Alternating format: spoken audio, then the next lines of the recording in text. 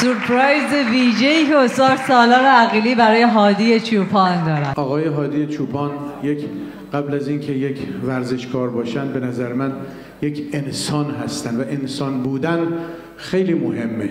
یک قطعه در همین رابطه میخوام تقدیم ایشون بکنم و خودم میخوام امشب ساز بزنم و این کار رو بخونم. خیلی ممنون. به من بسپار دستت را، پناه و تکیه‌گاه اینجاست. نترس از شب، تماشا کن هلال سرخ ما اینجاست. به روی سیل ویرانگر دوباره میتوان صد شد. به من بسپار دستت را،